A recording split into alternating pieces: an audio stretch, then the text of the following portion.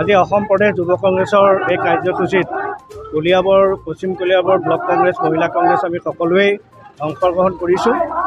আজি বস্তুৰ মূল্য বৃদ্ধিৰ প্ৰতিবাদ, তাৰ লগতে বৰ্তমান সাম্প্ৰতিক পৰিস্থিতিত চৰকাৰী নিযুক্তি লৈ পেলাই বিজেপি শাসক দলৰ আৰু চৰকাৰৰ যিটো কেলেংকাৰী বাজপেয়ী ভৱনৰ পৰা আৰম্ভ হৈছে, তাৰ প্ৰতিবাদত আমি আজি লজ্জিত যে ভাৰতবৰ্ষৰ স্বনামধন্য যাক 140 কোটি ভাৰতীয় সন্মান জনায় বাজপেয়ী ডাঙৰীয়াক, সেই বাজপেয়ী ডাঙৰীয়াৰ ভৱনত যি অন্যায় অনীতি, সেই অন্যায় অনীতিৰ সূত্ৰপাত বাজপেয়ী ভৱনত হোৱাত আমি পাব্লিকে গৰিহণা দিছোঁ, কংগ্ৰেছে গৰিহণা দিছোঁ যে অন্ততঃ তেওঁলোকে নিজৰ চৰকাৰ থকা অৱস্থাত নিজৰ চৰকাৰেই সেই এগৰাকী মহিয়সী ব্যক্তিৰ নামত আজি অসমত কলংক সানিলে।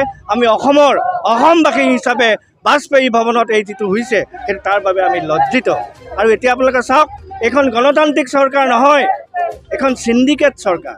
আৰু চিণ্ডিকেট চৰকাৰ কেনেকৈ যে যি বিজেপি আজি বিজেপিৰ নেতৃত্ব লৈছে, তেওঁলোকে এই চিণ্ডিকেটৰ চৰ্দাৰ কংগ্ৰেছ দলত আছিল। কংগ্ৰেছ দলৰ পৰা ওলাই গৈ তেওঁলোকে আজি বিজেপিত সেই একেই কালচাৰ কৰিছে, যিটো কালচাৰে কংগ্ৰেছক জনমানসত সেৱা প্ৰতিপন্ন কৰিলে।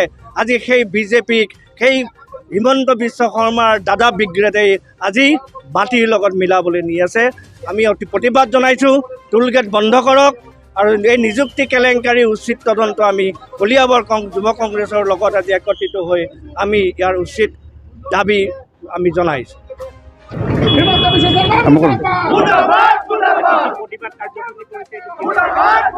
আজি অসমত যি ইন্দ্ৰাণী তহবিলৰ ঘটনাৰ পাছত যি এখন চাকৰি ব্যৱসায় হৈছিলে, সেই বজাৰখন উন্মোচিত হোৱাৰ পাছত অসম চৰকাৰৰ সন্মানীয় মুখ্যমন্ত্ৰী ডাঙৰীয়াই এতিয়ালৈকে কোনো এটা ষ্টেটমেণ্ট নিদিয়াটো, আৰু বিজেপি বহুত নেতাকৰ্মী ইতিমধ্যে জালত পৰিছে, সকলোৱে গম পাইছে, আৰক্ষী জালত পৰিছে।